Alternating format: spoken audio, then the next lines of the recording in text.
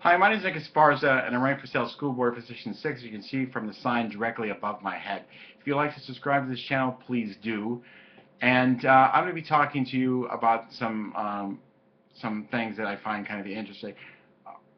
One of the larger issues in this race happens to be about capacity. I've talked to probably over 1,000 people in the last couple of weeks, and they talk to me about capacity.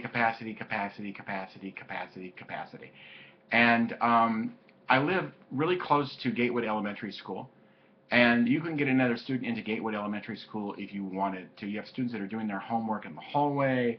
It's completely jam-packed, but it's not just at Gatewood. It's all over the district, and it's mainly a lot in West Seattle. A lot of these schools are completely overcrowded. Part of this problem was a problem that happened a few years earlier when they decided to close schools only to reopen schools, right?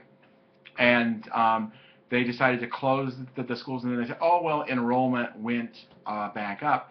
And what's weird about enrollment and capacity is that we don't use the census. We use the birth records from 5 years ago to look at the enrollment patterns, and that's pretty ineffective. I think that as a district, we should be using the census. The U.S. Census is good enough for the city, the county, for congressional districts, and everybody else has used it for over 100 years. It seems to be workable.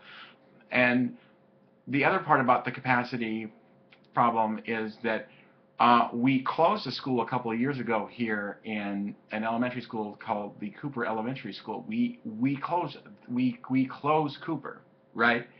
And when we closed Cooper, we displaced 400 some odd students with no place to go in their cohort.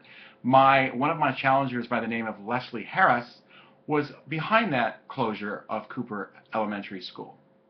She didn't seem to follow the model of transparency, equity, and trust when she was displacing 400 students from their home with no place to go in a school that was not failing, with no place to go. That's not necessarily transparency, equity, and trust. And she has ran on a platform of let's stop doing what doesn't work and continuing doing what does work, which that doesn't really seem to make any sense to me. How is displacing 400 children from their home who are poor and in high poverty a good thing for Seattle Public Schools and our community?